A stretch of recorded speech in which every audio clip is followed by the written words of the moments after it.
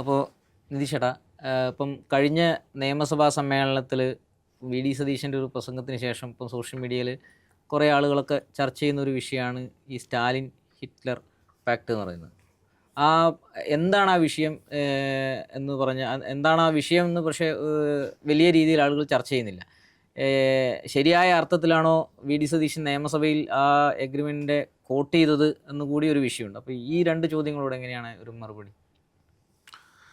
ഒന്ന്, നമ്മൾ ഈ ചരിത്രത്തെ മനസ്സിലാക്കുന്നതിൻ്റെ ഒരു പ്രശ്നമുണ്ട്. ചരിത്രത്തെ നമ്മൾ എങ്ങനെ പഠിക്കണം, എങ്ങനെ വായിക്കണം എന്നുള്ളത്. അതിൻ്റെ അങ്ങേയറ്റം വികൃതമായ രൂപമാണ് വി ഡി സതീശനിലൂടെ നിർഭാഗ്യവശാൽ കേരളത്തിൻ്റെ നിയമസഭക്കകത്ത് നമ്മൾ കണ്ടിട്ടുള്ളത്.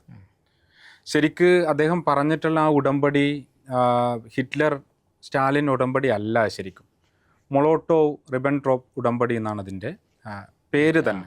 രണ്ടും ജർമ്മനിയുടെയും അതുപോലെ സോവിയറ്റ് യൂണിയൻ്റെയും ഫോറിൻ മിനിസ്റ്റേഴ്സാണ്. അത് പരസ്പരം പിന്തുണ കൊടുക്കുകയോ അല്ലെങ്കിൽ ജർമ്മനിയെ USSR പിന്തുണ നൽകുകയോ അവരുടെ കൂടെ ചേരുകയോ ചെയ്യുന്ന ഒരു ഉടമ്പടിയേ അല്ല. അതൊരു അനാക്രമണ സന്ധിയാണ്. അതിലേക്ക് എത്തിച്ചേരാൻ ചരിത്രപരമായിട്ടുള്ള കാരണങ്ങൾ ഉണ്ട്. വി ഡി സതീശൻ്റെ ഒരു പ്രശ്നം എന്താണെന്ന് വെച്ച് കഴിഞ്ഞാൽ അദ്ദേഹം ഞാൻ ഇതിനെക്കുറിച്ചെല്ലാം ചരിത്രപരമായി വലിയ ധാരണയുണ്ട്, ഒരുപാട് വായിച്ചിട്ടുണ്ട് എന്നൊക്കെ പറഞ്ഞിട്ടാണ് അദ്ദേഹം അവതരിപ്പിച്ചത്. അദ്ദേഹത്തിൻ്റെ വായനാശീലത്തൊന്നും ഞാൻ ചോദ്യം ചെയ്യുന്നില്ല, അതിനെ ഞാൻ നിഷേധിക്കാനും പോകുന്നില്ല. പക്ഷെ അദ്ദേഹം വായിച്ചത് തനി വലതുപക്ഷ സാമ്രാജ്യത്വ പ്രൊപ്പഗാൻഡയാണ് എന്നുള്ള കാര്യത്തിൽ ഒരു തർക്കം അത് അദ്ദേഹം തന്നെ തെളിയിച്ചു. എന്ന് വെച്ചാൽ സാമ്രാജ്യത്വം ലോകത്ത് ഒഴുക്കി വിട്ടിട്ടുള്ള പൈങ്കിളിത്തരങ്ങളിലൂടെയാണ് അദ്ദേഹം വായിച്ചത് എന്ന് മാത്രമേ പറയാൻ വേണ്ടിയിട്ടുള്ളൂ. ഈ കരാറ് ഏത് സാഹചര്യത്തിലാണ് ഉണ്ടാകുന്നത്? എല്ലാ കാലത്തും സോവിയറ്റ്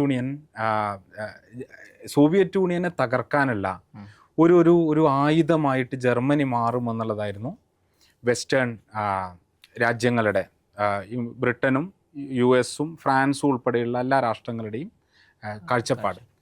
രണ്ടാം ലോക യുദ്ധം ആരംഭിക്കുന്നത് ശരിക്കും പോളണ്ടിനെ ജർമ്മനി ആക്രമിക്കുന്നത് കൂടിയല്ല, 1938-ലല്ല, 1931-ൽ ജപ്പാൻ ചൈനയുടെ വടക്ക് കിഴക്കൻ മേഖലയിലേക്ക് ജപ്പാൻ അധിനിവേശം നടത്തുകയും ആക്രമണം നടത്തുകയും ചെയ്യുന്നതോട് കൂടിയിട്ടാണ്. നീണ്ട 8-9 വർഷം ചൈനക്കതിൻ്റെ വലിയ ദുരിതം അനുഭവിക്കേണ്ടി വന്നു. ചൈനയെ സഹായിക്കാൻ അന്ന് കാര്യമായിട്ടുണ്ടായത് സോവിയറ്റ് യൂണിയൻ മാത്രമായിരുന്നു. സോവിയറ്റ് യൂണിയൻ അന്ന് വലിയ സാമ്പത്തിക ശക്തിയൊന്നും ആയിരുന്നില്ല സോവിയറ്റ് യൂണിയൻ. എന്നിട്ടും അവർക്ക് ആവശ്യമായിട്ടുള്ള പ്രതിരോധത്തിന് ആവശ്യമായിട്ടുള്ള പൈലറ്റുകളെ, അതുപോലെ തന്നെ ആയുധങ്ങൾ, ഇതെല്ലാം നൽകുന്നത് പലപ്പോഴും സോവിയറ്റ് യൂണിയനാണെന്ന് കാണാൻ വേണ്ടി പറ്റും. ഈ കാലഘട്ടങ്ങളിലെല്ലാം സോവിയറ്റ് യൂണിയൻ അമേരിക്ക ഉൾപ്പെടെയുള്ള ബ്രിട്ടൻ ഉൾപ്പെടെയുള്ള രാഷ്ട്രങ്ങളെ ഓർമ്മിപ്പിക്കുന്ന ഒരു കാര്യം എന്താണെന്ന് വെച്ച് കഴിഞ്ഞാൽ, ലോകത്ത് ഫാഷിസം കടന്നു വരാൻ വേണ്ടിയിട്ട് പോവുകയാണ്. ഈ ഫാഷിസം പരാജയപ്പെടേണ്ടതാണ്, ഇത് ലോകത്തെ നശിപ്പിക്കും. ആ ഫാഷിസത്തിനെതിരായിട്ടുള്ള, ജർമ്മനിക്കും ഇറ്റലിക്കും എതിരായിട്ടുള്ള ഒരു ചെറുത്തുനിൽപ്പിൽ ലോകത്തൊരു ഐക്യമുണ്ടാക്കണമെന്ന് പ്രപ്പോസ് ചെയ്ത രാഷ്ട്രമായിരുന്നു സോവിയറ്റ് യൂണിയൻ. പക്ഷേ ബ്രിട്ടനും ഫ്രാൻസും US-ഉം ഉൾപ്പെടെയുള്ള രാഷ്ട്രങ്ങൾ അതിന് തയ്യാറായില്ല. നീണ്ട വർഷങ്ങൾ അതിനവർ തയ്യാറായിരുന്നെങ്കിൽ ഒരുപക്ഷെ രണ്ടാം ലോക യുദ്ധം തന്നെ ഉണ്ടാകുമായിരുന്നില്ല. അതിന് പകരം അവർ ചെയ്തത് ജർമ്മനി സോവിയറ്റ് യൂണിയനെ തകർക്കാനുള്ള, അതായത് കിഴക്കൻ യൂറോപ്യൻ ഭാഗങ്ങളിൽ കമ്മ്യൂണിസത്തെ തകർക്കാൻ വേണ്ടിയിട്ടുള്ള ഒരു അവസരമായിട്ട് ഫാഷിസം മാറും, ജർമ്മനി മാറും എന്നുള്ള കണക്കൂട്ടലാണ് അവരുണ്ടായിരുന്നത്. ജപ്പാൻ ചൈനയെ ആക്രമിച്ച സമയത്ത്, യുദ്ധം നടത്തിയ സമയത്ത്, ആ ജപ്പാന് വേണ്ട 80% പെട്രോളിയം നൽകിയിരുന്നത് US ആണ്. അമേരിക്കൻ കമ്പനികളാണ് പെട്രോൾ 80% നൽകിയത്. ഇങ്ങനെ 240ഓളം US കമ്പനികൾ ജർമ്മനിയിലുണ്ടായിരുന്നു. കോർപ്പറേറ്റ് കമ്പനികൾ ഈ കാലഘട്ടങ്ങളിൽ ജർമ്മനിക്കകത്ത് ഉണ്ടായിരുന്നു. എന്ന് വെച്ചാൽ ജർമ്മൻ ഭരണകൂടത്തോട്, ഫാഷിസത്തോട് അത്രമേൽ ചേർന്ന് നിന്ന ഭരണകൂടങ്ങളായിരുന്നു ഇവിടെ ഉണ്ടായിരുന്നത്. അതിൻ്റെ വ്യവസായങ്ങൾ, കോർപ്പറേറ്റുകളെല്ലാം ഉണ്ടായിരുന്നത്. അന്ന് സോവിയറ്റ് യൂണിയൻ നൽകുന്നൊരു വാണിംഗ്, ഫാഷിസത്തിനെതിരായിട്ടുള്ള പോരാട്ടത്തിൽ ഒന്നിച്ചു നിൽക്കാൻ വേണ്ടി പറ്റിയിട്ടില്ലെങ്കിൽ വലിയ അപകടം ഉണ്ടാകും എന്നുള്ളതാണ്. പക്ഷേ ഇംഗ്ലണ്ടും ഫ്രാൻസും ഉൾപ്പെടെയുള്ളവർ അതിനെ ഒന്നിക്കൽ നിരാകരിക്കുകയോ അതിൻ്റെ കൂടെ ചേരാതിരിക്കുകയോ ചെയ്ത് അത് നീട്ടിക്കൊണ്ടുപോകുന്ന ഒരു സാഹചര്യമായിരുന്നു ഉണ്ടായിരുന്നത്. സോവിയറ്റ് യൂണിയൻ അന്ന് ഒറ്റക്ക് അത്ര വലിയ സൈനിക ശക്തിയല്ല ഇതിനെ പരാജയപ്പെടുത്താൻ വേണ്ടിയിട്ട്. കമ്മ്യൂണിസം തകരുമല്ലോ എന്നുള്ള ഒരു ആഗ്രഹത്തിൻ്റെ പുറത്ത് ലോകത്ത് ഫാഷിസത്തിനോട് സന്ധി ചെയ്തവരായിരുന്നു ബ്രിട്ടനും ഫ്രാൻസും ഉൾപ്പെടെയുള്ളവർ. ഇത് അറിയണമെങ്കിൽ V D Satheesan communist literature ഒന്നും വായിക്കണ്ട, അദ്ദേഹം നെഹ്റുവിയൻ ലെഫ്റ്റ് എന്നാണല്ലോ അദ്ദേഹം പറയുക. നെഹ്റുവിനെ വായിച്ചാൽ മതി. ലോകരാഷ്ട്രീയത്തെക്കുറിച്ച് നെഹ്റു നന്നായി വിശകലനം ചെയ്തിട്ടുണ്ട്, പഠിച്ചിട്ടുണ്ട്, അറിയാമെന്നൊക്കെ അദ്ദേഹം നിയമസഭയിൽ പറയുന്നു. നെഹ്റുവിനെ അറിയാമായിരുന്നു. നെഹ്റുവിനെ വായിച്ചാൽ മതി. നെഹ്റു 1940 പറയുന്നുണ്ട്, അതായത് സോവിയറ്റ് യൂണിയൻ യുദ്ധമുഖത്തേക്ക് ഇറങ്ങുന്നതിന് മുമ്പ് തന്നെ ജവഹർലാൽ നെഹ്റു എഴുതുന്നുണ്ട്, ലോകത്ത് സമാധാനത്തിന് വേണ്ടി നിലകൊള്ളുന്ന രാഷ്ട്രമാണ് സോവിയറ്റ് യൂണിയൻ. ലോകത്ത് ഭീകരതയ്ക്കും ആക്രമണത്തിനും യുദ്ധത്തിനും സംഘർഷത്തിനും വേണ്ടി നിലകൊള്ളുന്നവരാണ് ലണ്ടൻ, ബ്രിട്ടനും ഫ്രാൻസും ഉൾപ്പെടെയുള്ള രാഷ്ട്രങ്ങളെന്ന്. എന്താണ് ലോകരാഷ്ട്രീയത്തിൽ ഈ രാജ്യങ്ങൾ വഹിക്കുന്ന പങ്ക്? അത് പറയാനുള്ള സാഹചര്യം എന്താ? അത് പറയാനുള്ള സാഹചര്യം സോവിയറ്റ് യൂണിയൻ ഫാഷിസത്തിനെതിരായിട്ടുള്ള ഒരു പദ്ധതി മുന്നോട്ട് വെച്ചു. എന്നാൽ പടിഞ്ഞാറൻ രാഷ്ട്രങ്ങൾ അതിനെ എതിർത്തു, അതിൻ്റെ കൂടെ നിന്നില്ല. അവർ കമ്മ്യൂണിസം തകരുമല്ലോ എന്നുള്ള സ്വപ്നം കണ്ടിട്ട് ഫാഷിസത്തിൻ്റെ വളർച്ചയ്ക്ക് വേണ്ടിയിട്ട് അവർ വെള്ളവും വളവും നൽകി. അവരുടെ ബാങ്കുകൾ പ്രവർത്തിച്ചു. ജപ്പാനിലുണ്ടായിരുന്നു ബാങ്കുകൾ, അവരുടെ വെസ്റ്റേൺ പടിഞ്ഞാറൻ ബാങ്കുകൾ ജപ്പാനിൽ, ജർമ്മനിയിലൊക്കെ പ്രവർത്തിക്കുന്നത് കാണാൻ വേണ്ടിയിട്ട് പറ്റുമായിരുന്നു. ഇങ്ങനെയൊരു സാഹചര്യത്തിലാണ് 1939 ഒരു അനാക്രമണ സന്ധി ഒപ്പുവെക്കാൻ വേണ്ടിയിട്ട് സോവിയറ്റ് യൂണിയൻ നിർബന്ധിതമാകുന്നത്. അതിൻ്റെ അർത്ഥം ഹിറ്റ്ലറെയോ ജർമ്മനിയെയോ പരിപൂർണമായിട്ടും പിന്തുണക്കുന്നു എന്നുള്ളതായിരുന്നില്ല. കാരണം വി ഡി സതീശൻ നിയമസഭയിൽ പറഞ്ഞ പ്രസംഗത്തിൽ പറയുന്നത് ഈ സ്റ്റാലിനാണെങ്കിൽ ഈ ഹിറ്റ്ലറുടെ ഫോളോവർ ആയിരുന്നു എന്നൊരു ലൈനിലാണ് നിയമസഭയിൽ അവതരിപ്പിച്ചത്. നിയമസഭ എന്ന് പറയുമ്പോൾ നമുക്ക് പറയുമ്പോൾ ആധികാരികമായി പ്രസംഗിക്കുന്ന വേദികളാണ്. അപ്പോൾ നമ്മുടെ കേരളത്തിൽ ഒരുപക്ഷെ ഒരു വലിയ വിഭാഗം ആളുകൾ അതിനുശേഷം സോഷ്യൽ മീഡിയയിൽ പ്രചരിപ്പിച്ചതും ഇങ്ങനെ ഈ സ്റ്റാലിനെതിരായിട്ടുള്ള ഒരു രീതിയിലാണ്. അപ്പം യഥാർത്ഥത്തിൽ സ്റ്റാലിൻ ഈ പറയുന്ന ഹിറ്റ്ലറുടെ ഒരു ഫോളോവർ ആയിരുന്നോ എന്നുള്ളൊരു ചോദ്യമുണ്ടല്ലോ. സ്റ്റാലിൻ ഹിറ്റ്ലറുടെ ഫോളോവർ ആയിരുന്നില്ല എന്ന് മാത്രമല്ല, സ്റ്റാലിൻ ഹിറ്റ്ലർ ഉയർത്തിയിട്ടുള്ള ഫാഷിസത്തിൻ്റെ അപകടത്തെ ലോകത്താദ്യമായിട്ട് തിരിച്ചറിയുകയും അതിനെതിരായിട്ട് ലോകത്തെ രാഷ്ട്രങ്ങളെ ഒത്തുചേർക്കാൻ വേണ്ടിയിട്ടുള്ള ഇടപെടൽ നടത്തുകയും ചെയ്തിട്ടുള്ള ആളാണ്. ആ ഇടപെടലിനെ വഞ്ചിച്ചത് പടിഞ്ഞാറൻ രാഷ്ട്രങ്ങളാണ്. US ആണ്, UK ആണ്, ഫ്രാൻസ് ഉൾപ്പെടെയുള്ള രാഷ്ട്രങ്ങളാണ്.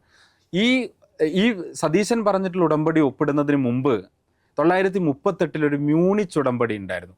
ആ മ്യൂണിച്ച് ഉടമ്പടി ഈ പറയുന്ന ജർമ്മനിയുമായിട്ട് ഒപ്പിടുന്നത് ഫ്രാൻസും ലണ്ടനും ബ്രിട്ടനും, ഈ 3 രാഷ്ട്രങ്ങൾ ചേർന്നിട്ട് മ്യൂണിച്ച് ഉടമ്പടി ഉണ്ടാക്കുന്നു.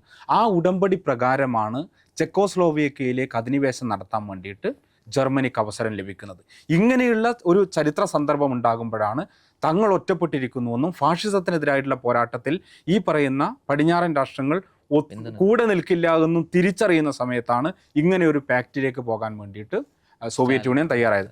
പക്ഷേ ആ ഉടമ്പടിയിലേക്ക് പോകുന്നത് പോലും ജർമ്മനിയുമായിട്ട് സൗഹൃദം ഉണ്ടാക്കാൻ വേണ്ടിയിട്ടോ അല്ലെങ്കിൽ ജർമ്മനിക്ക് ഏതെങ്കിലും തരത്തിൽ പിന്തുണ നൽകാനോ ഒന്നും ആയിരുന്നില്ല.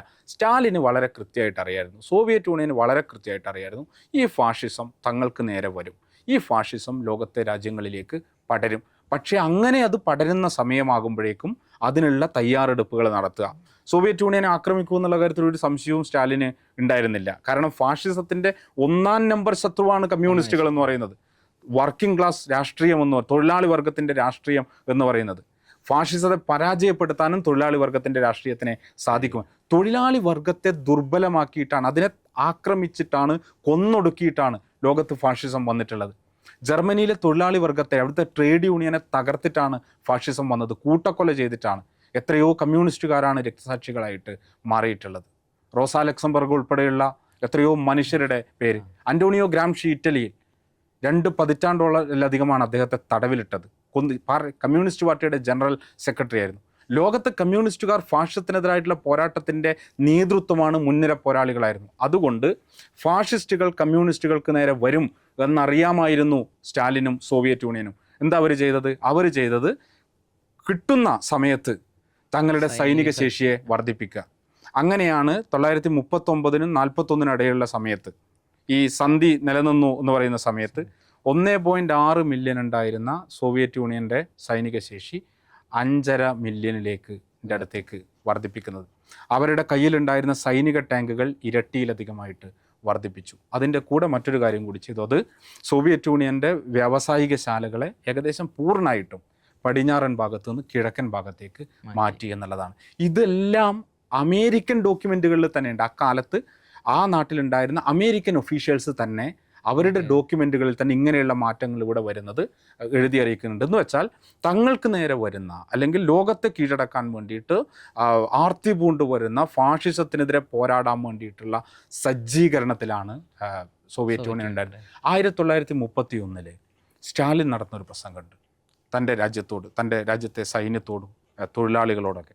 അതിൽ സ്റ്റാലിൻ നൽകുന്നൊരു മുന്നറിയിപ്പ് ഇങ്ങനെയാണ്: നമ്മൾ സോവിയറ്റ് യൂണിയൻ, റഷ്യ ഉൾപ്പെടുന്ന സോവിയറ്റ് യൂണിയൻ, നമ്മൾ ഈ ലോകത്തെ ഏറ്റവും മുന്നോക്ക രാജ്യങ്ങളുമായിട്ട്, അതായത് ഈ പറയുന്ന കൊളോണിയൽ രാഷ്ട്രങ്ങൾ, ലോകം കൊള്ളയടിച്ചിട്ടാണ് ബ്രിട്ടനും ഫ്രാൻസും എല്ലാം ഉണ്ടായിട്ടുള്ളത്. ഈ രാഷ്ട്രങ്ങളെക്കാൾ 50-100 വർഷം പിറകിലാണ് നമ്മൾ, അത്രയും പിന്നിലാണ് നമ്മളുള്ളത്. അടുത്ത 10 വർഷത്തിനുള്ളിൽ ഇത് നമുക്ക് മറികടക്കാൻ വേണ്ടി പറ്റിയിട്ടില്ലെങ്കിൽ നമ്മൾ ചരിത്രത്തിൽ നിന്ന് ഇല്ലാണ്ടായി പോകും എന്നായിരുന്നു പറയുന്നത്. ആ തയ്യാറെടുപ്പാണ് സോവിയറ്റ് യൂണിയൻ. പിന്നെ ആ തയ്യാറെടുപ്പിൻ്റെ തുടർച്ചയിലാണ് ലോകത്തെ ഫാഷിസം പരാജയപ്പെടാൻ പോകുന്നത്. അതിനു മുമ്പേ സോവിയറ്റ് യൂണിയൻ വച്ചിട്ടുള്ള ഈ പറയുന്ന പ്രപ്പോസലിൻ്റെ കൂടെ ചേർന്നിരുന്നെങ്കിൽ ഈ വലിയ നാശം ലോകത്തിൽ ഉണ്ടാകുമായിരുന്നില്ല. 2.5 കോടിയിലധികം മനുഷ്യർ, കൃത്യമായി പറഞ്ഞാൽ 2.27 മില്യൺ മനുഷ്യർ, 2,70,00,000 മനുഷ്യർ, സോവിയറ്റ് യൂണിയനിലെ പട്ടാളക്കാരും ജനങ്ങളും ഉൾപ്പെടെയുള്ളവർ രക്തസാക്ഷികളായിട്ടാണ് ഫാസിസത്തെ പരാജയപ്പെടുത്തിയിട്ടുള്ളത്. എന്ന് വെച്ചാൽ 2ാം ലോക യുദ്ധത്തിൽ മരണമടഞ്ഞ 31% ആളുകൾ സോവിയറ്റ് യൂണിയനിലെത്ത മനുഷ്യനായിരുന്നു. സോവിയറ്റ് യൂണിയനും ചൈനയും ചേർന്നാൽ 58%. ആരാ ഫാഷിസത്തെ പരാജയപ്പെടുത്തിയത്? ഫാഷിസത്തെ ആരാ പരാജയപ്പെടുത്തിയത്? വെറും 0.5% അമേരിക്കയുടെ ജനങ്ങൾ അതിൽ കൊല്ലപ്പെട്ട്, പട്ടാളക്കാരുൾപ്പെടെ വെറും 0.5% ആളുകൾ. 59% കമ്മ്യൂണിസ്റ്റ് രാഷ്ട്രങ്ങളിൽ കമ്മ്യൂണിസ്റ്റുകാർ ഉൾപ്പെടെയുള്ള ആളുകളാണ്. 59% ഈ പറയുന്ന ഈ പോരാട്ടത്തിൽ രക്തസാക്ഷികളായിട്ട്. ഫാഷിസത്തെ പരാജയപ്പെടുത്തിയത് ഈ ലോകത്തെ കമ്മ്യൂണിസ്റ്റുകളാണ്. അതിൻ്റെ നേതൃത്വത്തിൽ സോവിയറ്റ് യൂണിയൻ ഉണ്ടായിരുന്നു. ആ ചരിത്ര സത്യത്തെയാണ്, എന്ന് വെച്ചാൽ ലോകത്തെ ഫാഷിസത്തിൻ്റെ പിടിയിൽ നിന്ന് രക്ഷിച്ചെടുത്തിട്ടുള്ള ആ ധീരതയെയാണ് കേരളത്തിൻ്റെ മുഖ്യമന്ത്രി ചരിത്രബോധമില്ലാതെ അധിക്ഷേപിച്ചത്. അതെ. ഇപ്പം അതിൻ്റെ ഒന്നിച്ച് പറയുമ്പോൾ, ഇപ്പോൾ നേരത്തെ നിതീഷേട്ടൻ പറയുമ്പോൾ തന്നെ പറഞ്ഞു, വി.ഡി. സതീശൻ ഒരു നെഹ്റുവിയൻ സോഷ്യലിസ്റ്റ് എന്നാണ് പറയുന്നത്.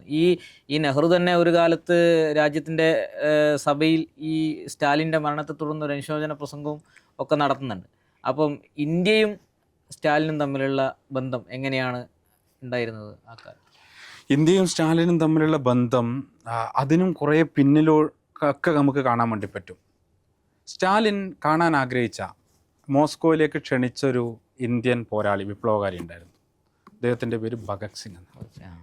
ഭഗത് സിംഗിനെ കാണണമെന്ന് ആഗ്രഹിച്ച, അദ്ദേഹത്തോട് മോസ്കോയിലേക്ക് വരണം എന്നുള്ള സന്ദേശം ഇന്ത്യയിലേക്ക് എത്തിച്ച ആളായിരുന്നു സ്റ്റാലിൻ. കാരണം ഇന്ത്യയിൽ നടക്കുന്ന കൊളോണിയൽ വിരുദ്ധ പോരാട്ടത്തെ ആ താല്പര്യത്തോടു കൂടി കണ്ട ഒരാളാണ് സ്റ്റാലിൻ. മുമ്പ് ലെനിനും അത് ചെയ്തിട്ടുണ്ട്. ലെനിൻ ഇന്ത്യയിൽ നടക്കുന്ന മലബാർ കലാപം ഉൾപ്പെടെയുള്ള സമരങ്ങളിൽ ലെനിൻ താല്പര്യമെടുക്കുകയും അത് ലോകത്തോട് വിളിച്ചു പറയുകയും ചെയ്തിട്ടുണ്ട്.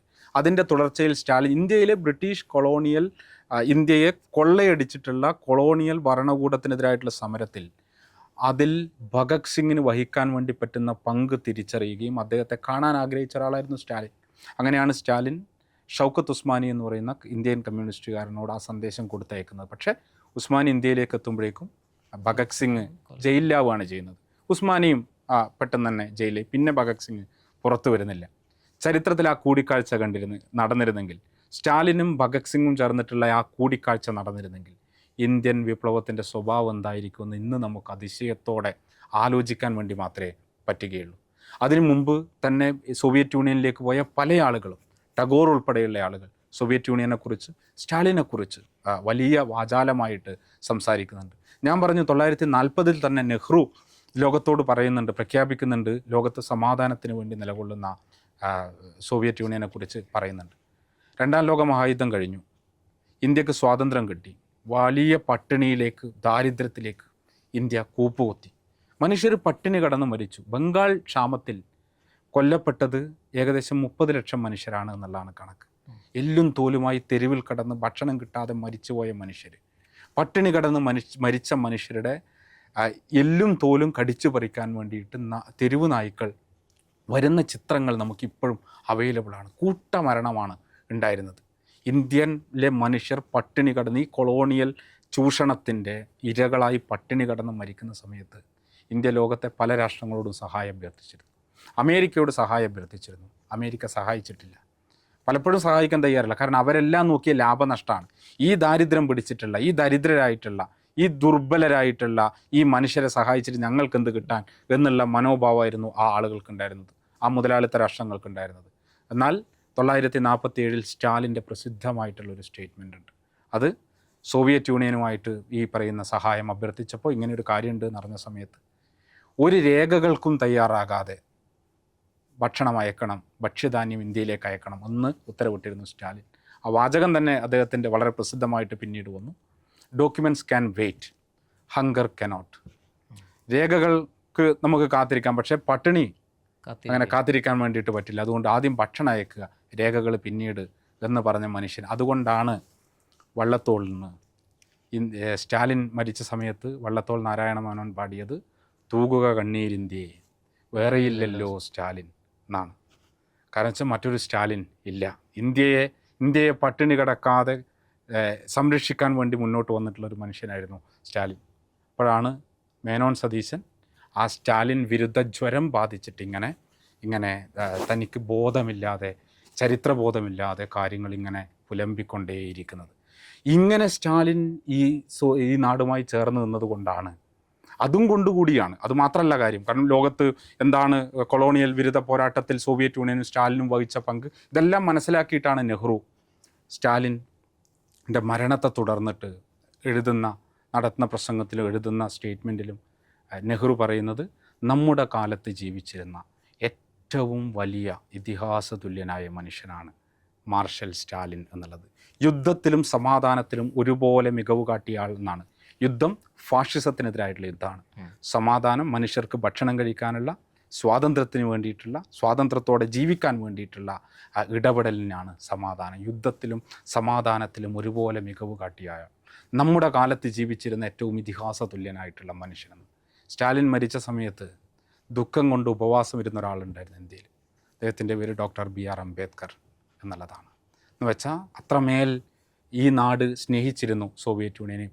ഈ സോവിയറ്റ് യൂണിയൻ ഇന്ത്യയുമായിട്ട് ഒത്തുചേരുന്നു എന്ന് കാണുമ്പോഴാണ് അമേരിക്കയ്ക്ക് പിന്നീട് ഭക്ഷ്യധാന്യം ഇന്ത്യയിലേക്ക് അയക്കേണ്ടി വന്നിട്ടുള്ളത്. അത് ഇന്ത്യയിലെ ജനങ്ങളോട് സ്നേഹം കൊണ്ടോ ഇവിടുത്തെ മനുഷ്യർ പട്ടിണി കിടക്കാതിരിക്കാനോ വേണ്ടിയിട്ടായിരുന്നില്ല. സോവിയറ്റ് യൂണിയനെയും ഇന്ത്യയും അകറ്റി നിർത്തുക എന്നുള്ള ഒരു ഉദ്ദേശം കൊണ്ട് ആയിരുന്നു. ഈ സോവിയറ്റ് യൂണിയൻ്റെ കാര്യം പറയുമ്പോൾ സോവിയറ്റ് യൂണിയൻ സ്വീകരിച്ച നിലപാടുകൾ എത്രത്തോളം ഈ പറയുന്ന രണ്ടാം ലോക മഹായുദ്ധകാലത്ത് ആ ഫാസിസത്തിനെ പരാജയപ്പെടുത്താൻ വേണ്ടി സഹായിച്ചിട്ടുണ്ട് എന്നുള്ളതിനോട് എങ്ങനെയാണ്? രണ്ടാം ലോകയുദ്ധത്തെ ഫാഷിസത്തെ പരാജയപ്പെടുത്തുന്നത് പൂർണ്ണമായിട്ടും സോവിയറ്റ് യൂണിയനാണ്.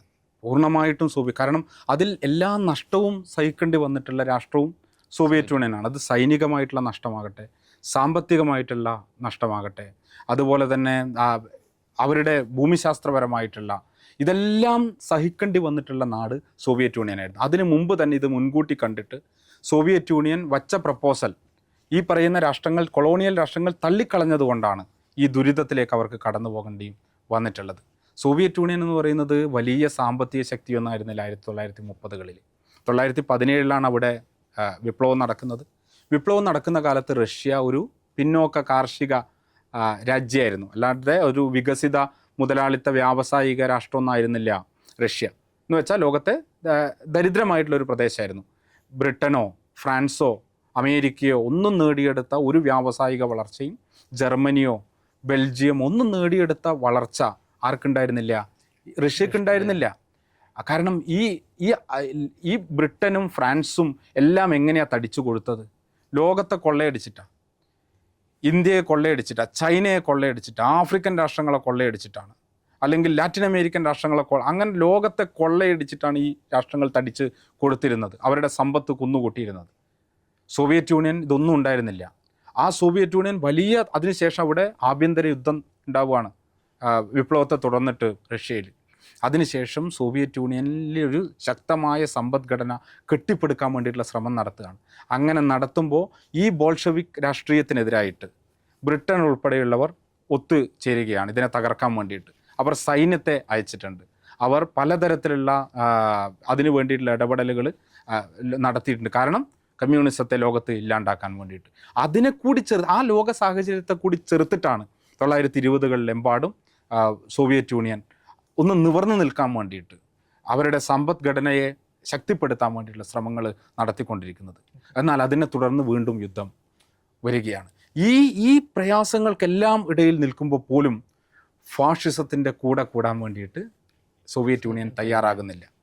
അവർ മറിച്ച് ഇതിനെ നേരിടാൻ വേണ്ടിയുള്ള സ്വയം കരുത്ത്, ഈ പ്രയാസം സോവിയറ്റ് യൂണിയൻ നേരിടുമ്പോൾ ഒരു കൈ നീട്ടിയിട്ടുള്ള സഹായം ലോകത്തെ സാമ്രാജ്യത്വ രാഷ്ട്രങ്ങൾ നൽകിയില്ല. അവർ നശിച്ചു പോകുന്നുണ്ടെങ്കിൽ നശിച്ചു പോകട്ടെ എന്നായിരുന്നു കരുതിയിരുന്നത്. ഒന്നും വേണ്ട, 1945 31% മനുഷ്യർ രക്തസാക്ഷികളായ സോവിയറ്റ് യൂണിയൻ എന്ന രാഷ്ട്രമുണ്ടല്ലോ, ആ രണ്ടാം ലോക യുദ്ധത്തിന് ശേഷം 1945 ഓപ്പറേഷൻ അൺതിങ്കബിൾ എന്ന് പറയുന്ന ഒരു പദ്ധതിക്ക് നേതൃത്വം കൊടുക്കുന്നുണ്ട് വിൻസ്റ്റൺ ചർച്ചിൽ, ബ്രിട്ടൻ്റെ പ്രധാനമന്ത്രി. അതിൽ അവരുദ്ദേശിക്കുന്നത് ഈ യുദ്ധത്തിൽ വലിയ ക്ഷീണം പറ്റിയല്ലോ, സോവിയറ്റ് യൂണിയൻ വലിയ നഷ്ടം പറ്റി, എന്നിട്ടും അത് വിജയിച്ചു. അവരുടെ ചെമ്പട, സോവിയറ്റ് യൂണിയൻ്റെ ചെമ്പട വിജയിച്ചു. ആ സന്ദർഭം നോക്കിയിട്ട് സോവിയറ്റ് യൂണിയനെ കീഴ്പ്പെടുത്താൻ വേണ്ടിയിട്ടുള്ള പദ്ധതി ഉണ്ടാക്കിയവരാണ് ഈ കൊളോണിയൽ രാഷ്ട്രങ്ങൾ. അതിനെയും അതിജീവിച്ചിട്ടാണ് സോവിയറ്റ് യൂണിയൻ നിലനിന്നത്. അങ്ങനെ ആ സമരത്തിൽ സോവിയറ്റ് യൂണിയന് വിജയിക്കാൻ പറ്റിയത് കൊണ്ടാണ്, ഫാഷിസത്തെ പരാജയപ്പെടുത്താൻ വേണ്ടി പറ്റിയത് കൊണ്ടാണ് 1945 ശേഷമുള്ള 2 പതിറ്റാണ്ടുകൾ നോക്കുക, ആഫ്രിക്കയിലെയും ലാറ്റിൻ അമേരിക്കയിലെയും ഏഷ്യയിലെയും എല്ലാം ഏറ്റവും കൂടുതൽ രാഷ്ട്രങ്ങൾ സ്വതന്ത്രമാകുന്നത്, അവിടുത്തെ കൊളോണിയൽ ഭരണം അവസാനിപ്പിക്കുന്നത് ഈ കാലഘട്ടത്തിലാണ്. എന്ന് വെച്ചാൽ ലോകം, സോവിയറ്റ് യൂണിയനിലെ ജനങ്ങൾക്ക് മാത്രമല്ല അതിൻ്റെ ഗുണമുണ്ടായത്, ലോകത്തെ മനുഷ്യരുടെ സ്വാതന്ത്ര്യ സ്വപ്നങ്ങൾക്ക് നിറം പകർന്ന കരുത്ത് നൽകിയിട്ടുള്ള ഇടപെടലായിരുന്നു രണ്ടാം ലോക യുദ്ധത്തിൽ സോവിയറ്റ് യൂണിയൻ്റെ ചെമ്പട ഫാഷിസത്തിന് മേൽ നടത്തിയിട്ടുള്ള പോരാട്ടം. അതിന് ലോക ജനത സോവിയറ്റ് യൂണിയനോട് എല്ലാ കാലത്തും കടപ്പെട്ടിരിക്കും. അപ്പം ഇതുപോലെ തന്നെ അതേ ആ സഭയിൽ തന്നെ വി ഡി സതീശൻ എടുത്തു പറഞ്ഞിട്ടുള്ള ഒരു കാര്യമാണ് നമ്മുടെ മലബാർ കലാപത്തിനെ കുറിച്ച്. ആ മലബാർ കലാപത്തിൽ കോൺഗ്രസ്സുകാർ ഒറ്റുകാരായിരുന്നില്ല എന്നാണെന്ന് വി ഡി സതീശൻ പറഞ്ഞത്. ആ കലാപത്തിൻ്റെ ഒരു ചരിത്രത്തെ എങ്ങനെയാണ് നമുക്ക് ഓർമ്മിക്കാൻ കഴിയുക? നിയമസഭയിൽ പ്രതിപക്ഷ നേതാവ് പിണറായി ഒരു ചരിത്ര സത്യത്തെയാണ് ഓർമ്മിപ്പിച്ചത്. അത് എങ്ങനെയാണ് ഒരു ഘട്ടത്തിൽ കേരളത്തിലെ കോൺഗ്രസ്സുകാർ മലബാർ സമരത്തെ തള്ളിക്കളഞ്ഞത് എന്നുള്ളൊരു ഒരു വസ്തുതയാണ് അദ്ദേഹം ചൂണ്ടിക്കാട്ടിയത്. അതറിയണമെങ്കിൽ അബ്ദുറഹ്മാൻ സാഹിബിൻ്റെ മാത്രം ആ കാലത്തെ ഇടപെടലുകളും എഴുത്തുകളും മാത്രം വായിച്ചാൽ മതി. അതായത് കോൺഗ്രസ്സുകാരനായിരുന്ന അദ്ദേഹത്തിൻ്റെ ഇതിൻ്റെ തുടക്കത്തിലുണ്ടായിരുന്നു. ഗാന്ധിയൊക്കെ ഇടപെട്ടിട്ടാണ് ഈ പറയുന്ന ഖിലാഫത്ത് പ്രസ്ഥാനത്തിന് പിന്തുണ നൽകുകയും ഇതിൻ്റെ സമരത്തിൻ്റെ തുടക്കത്തിൽ കോൺഗ്രസ്സുകാരുണ്ടായിരുന്നു. എത്രയോ കോൺഗ്രസ്സുകാർ അതിൽ ജയിലിൽ പോവുകയൊക്കെ ചെയ്തിട്ടുണ്ടായിരുന്നു. പക്ഷേ ഒരു ഘട്ടത്തിൽ കോൺഗ്രസ് അതിനുള്ള പിന്തുണ പിൻവലിക്കാൻ, ഇതിനെയാണ് പിണറായി പറഞ്ഞത്. പിന്തുണ പിൻവലിച്ചതിനെ തുടർന്ന് വലിയ ഭീകരമായിട്ടുള്ള അടിച്ചമർത്തലാണ്. അങ്ങനെയാണ് വാഗൻ ട്രാജഡി ഉണ്ടാകുന്നത്. എത്രയോ മനുഷ്യരാണ് കൊല്ലപ്പെടുന്നത്, ശ്വാസം മുട്ടി മരിക്കുന്നത്, കൊല്ലപ്പെടുന്നത്. ഒരർത്ഥത്തിലൊരു ഒരു കൂട്ടക്കൊലയാണ് അവിടെ നടന്നുകൊണ്ടിരുന്നത്. എന്നാൽ കോൺഗ്രസ് പിന്നീട് അതിൽ ഇടപെടുന്നില്ല. ഇതിൽ പ്രതിഷേധമുള്ളയാളായിരുന്നു മുഹമ്മദ് അബ്ദുറഹ്മാൻ സാഹിബ്. പിന്നീട് അദ്ദേഹം അല്ലമീൻ എന്ന പത്രം 1924 അദ്ദേഹം ആരംഭിക്കുന്നുണ്ട്. കാരണം അദ്ദേഹം പിന്നീട് ഈ നിയമസഭയിൽ തന്നെ വി ഡി സതീശൻ പറഞ്ഞ പല കാര്യങ്ങളും ശുദ്ധമായ നുണ തന്നെയാണ്. വി ഡി സതീശൻ കോൺഗ്രസ് നേതാക്കളായിട്ടുള്ള കെ കേളപ്പൻ ഈ സമരത്തെ പിന്തുണച്ചു എന്നൊക്കെ അദ്ദേഹം പറയുന്നുണ്ട്. നുണയാണത്. അത് കെ കേളപ്പൻ ഈ സമരത്തിന് എതിരായിരുന്നു, പിന്നീടും എതിരായിരുന്നു. മാത്രമല്ല ഈ പറയുന്ന മലബാറിലെ സമരത്തെ എങ്ങനെയാണ് ഒരു മുസ്ലിം വിരുദ്ധ അജണ്ടയാക്കി മാറ്റാൻ വേണ്ടി പറ്റുക എന്ന് അന്വേഷിച്ച അക്കാലത്തെ ഈ പറയുന്ന സംഘപരിവാരത്തിൻ്റെ ആസൂത്രണങ്ങളിൽ പലതവണയും അതിനോട് ഒരു തരത്തിലുള്ള അനുകമ്പ പ്രകടിപ്പിക്കുകയും ചെയ്ത ആളായിരുന്നു കെ കേൾ. അവരതിന് ഉപയോഗിക്കുകയും ചെയ്യുന്നുണ്ട്. നമുക്ക് 1940-കളിൽ 50-കളിലൊക്കെ രേഖകൾ നോക്കിയാൽ കാണാൻ വേണ്ടിയിട്ട് പറ്റും. കമ്മ്യൂണിസ്റ്റുകാരെന്താ ചെയ്തത്? കമ്മ്യൂണിസ്റ്റുകാരായിരുന്നു ആദ്യം ലോകത്തോട് മലബാർ സമരം, അതായത് ബ്രിട്ടീഷുകാർക്കെതിരെ ഇന്ത്യയിൽ നടന്ന ഏറ്റവും ഉജ്ജ്വലമായിട്ടുള്ള പോരാട്ടമാണ്, ചെറുത്തുനിൽപ്പാണ് 1921 മലബാർ സമരം എന്ന് പറയുന്നത്. 6 മാസം ബ്രിട്ടീഷുകാർക്ക് കാലെടുത്ത് വെക്കാൻ വേണ്ടി പറ്റിയിട്ടില്ല വള്ളുവനാട്, എറണാട് താലൂക്കുകളിലേക്ക്. അവരുടെ മുഴുവൻ സംവിധാനങ്ങളെയും തകർത്തു. അവിടെ ഒരു പ്രത്യേക രാഷ്ട്രം അവിടെ ഉണ്ടായി. ബ്രിട്ടീഷ് ആധിപത്യത്തിൽ നിന്നും മോചിപ്പിക്കപ്പെട്ട ഒരിടായിട്ട് 6 മാസം ആ നാട് നിലനിന്നു. അത്രമേൽ കരുത്തുള്ളൊരു സമരമായിരുന്നു. ആ സമരത്തിൻ്റെ വാർത്ത പുറത്തു പോയിരുന്നെങ്കിൽ കൂടുതൽ ആളുകളിലേക്ക് പ്രചരിക്കപ്പെട്ടിരുന്നെങ്കിൽ ഇന്ത്യൻ സ്വാതന്ത്ര്യ സമരത്തിൻ്റെ ദിശ ഒരു പതിറ്റാണ്ട് കൊണ്ട് മാറിപ്പോകുമായിരുന്നു. ജനങ്ങൾ ഇളകുമായിരുന്നു. ഇത് സാധ്യമാണ്, ബ്രിട്ടീഷ് കൊളോണിയലിസത്തെ പരാജയപ്പെടുത്താൻ സാധ്യമാണ് എന്ന തിരിച്ചറിവിലേക്ക് ഇന്ത്യയിലെ ജനങ്ങൾ വരുമായിരുന്നു. അതിനെ തടയാൻ ബ്രിട്ടീഷുകാർ ചെയ്തത് മലബാർ സമരത്തിനെതിരെ വ്യാപകമായിട്ടുള്ള നുണപ്രചരണം, അതിനെതിരായിട്ടുള്ള കുപ്രചരണങ്ങൾ പ്രചരിപ്പിക്കുക എന്നുള്ളതായിരുന്നു. അതിൻ്റെ മുന്നിലുണ്ടായിരുന്നൊരു പത്രമുണ്ട് അന്ന് കേരളത്തിലുണ്ടായിരുന്നു. അതിൻ്റെ പേര് മലയാള മനോരമ എന്നാണ്. ബ്രിട്ടീഷുകാർ പറഞ്ഞത് ഒരക്ഷരം മാറ്റാതെ അതുപോലെ അച്ചടിച്ച് വിതരണം ചെയ്തിരുന്നു മലയാള മനോരമ. ഇന്ത്യ മുഴുവൻ അതാണ് ഈ തെറ്റിദ്ധാരണയിൽ കൂടി പെട്ടിട്ടാണ് ഗാന്ധി ഇതിൻ്റെ പിന്തുണയൊക്കെ പിൻവലിക്കുന്നത്. പക്ഷേ അത് തിരുത്തേണ്ടവർ കേരളത്തിലെ കോൺഗ്രസിൻ്റെ നേതൃത്വമായിരുന്നു. പക്ഷേ കേരളത്തിലെ കോൺഗ്രസിൻ്റെ ഒരു പക്ഷം നേതാക്കൾ, വലതുപക്ഷ നേതാക്കൾ അതിന് തയ്യാറാകുന്നില്ല എന്നുള്ളതാണ്. അന്ന് മലബാർ സമരത്തെക്കുറിച്ച് അന്വേഷിച്ച് ലോകത്തിന് റിപ്പോർട്ട്, ലോകത്തിനോടൊരു അതിൻ്റെ പ്രാധാന്യത്തെക്കുറിച്ച് പറയാൻ ഇടപെട്ട മനുഷ്യൻ്റെ പേര് ലെനിൻ എന്നാണ്. ലെനിൻ മോസ്കോയിലിരുന്നിട്ട് ഇതിനെക്കുറിച്ച് അറിഞ്ഞത് മുഴുവൻ ബ്രിട്ടീഷ് പ്രൊപ്പഗാൻഡ ആയിരിക്കും അറിഞ്ഞിട്ടുണ്ടാവുക. പക്ഷെ എന്നിട്ടും അദ്ദേഹത്തിൻ്റെ ഒരു കൊളോണിയൽ വിരുദ്ധ ബോധം കൊണ്ട് ലെനിൻ മനസ്സിലാക്കുന്നത് ആ സമരത്തിൽ എന്തോ കാര്യമുണ്ട്, ആ സംഭവത്തിൽ.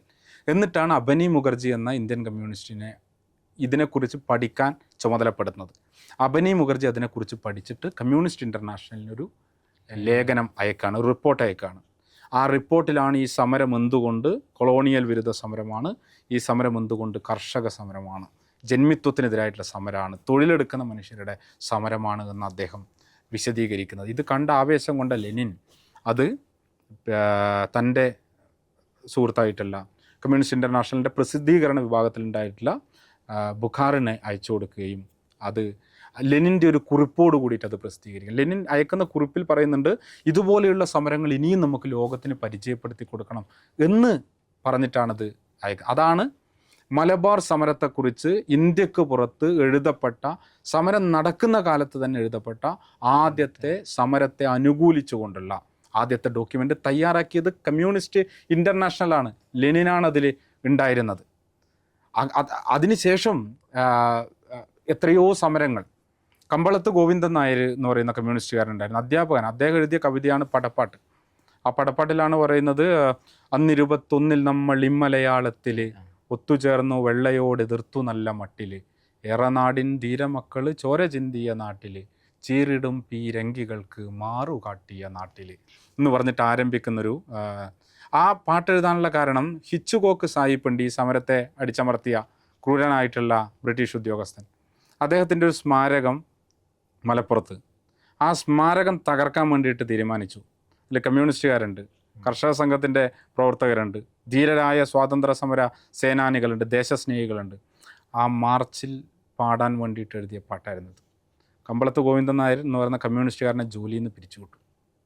ഈ പാട്ട് എഴുതിയതിന്, ഈ പാട്ട് പ്രസിദ്ധീകരിച്ചതിന് ദേശാഭിമാനി കണ്ടുകെട്ടി. അന്നത്തെ ആ മാർച്ചിന് നേതൃത്വം കൊടുത്ത ആളായിരുന്നു എ കെ ഗോപാലൻ. 1946 മലബാർ സമരത്തിൻ്റെ 21ാം വാർഷികത്തിൽ ആഹ്വാനവും താക്കീതും എന്നുള്ള പേരിൽ EMSൻ്റെ കമ്മ്യൂണിസ്റ്റ് പാർട്ടിയുടെ ഒരു ലഘുലേഖ പുറത്തു വന്നു. അതിന് മുൻപേ തന്നെ EMS ഈ സമരത്തിൻ്റെ പ്രാധാന്യത്തെക്കുറിച്ച്, എന്തുകൊണ്ട് അത് ജന്മിത്വ വിരുദ്ധ സമരമാണ്, ചില വീഴ്ചകളൊക്കെ ഉണ്ടായിട്ടുണ്ട്, ചില പരിമിതികളൊക്കെ ഉണ്ടായിട്ടുണ്ട്, എന്നാലും ആത്യന്തികമായിട്ട് അതിൻ്റെ ഒരു ഉള്ളടക്കം അത് സാമ്രാജ്യത്വ വിരുദ്ധമാണ്, അത് ജന്മിത്വ വിരുദ്ധമാണ്, അതുകൊണ്ട് വർഗസമരത്തിൻ്റെ അടരുകൾ അതിനകത്തുണ്ട് എന്നുള്ളത്. എന്നാൽ തിരുത്തപ്പെടേണ്ടതായിട്ടുള്ള ചില കാര്യങ്ങളും ഉണ്ട്. EMS ഇത് പറഞ്ഞു. ബ്രിട്ടീഷ് ഭാഷക്കെതിരായിട്ടായിരുന്നു പറഞ്ഞത്. അത് പ്രസിദ്ധീകരിച്ചതിന് വീണ്ടും ദേശാഭിമാനി കണ്ടുകെട്ടി.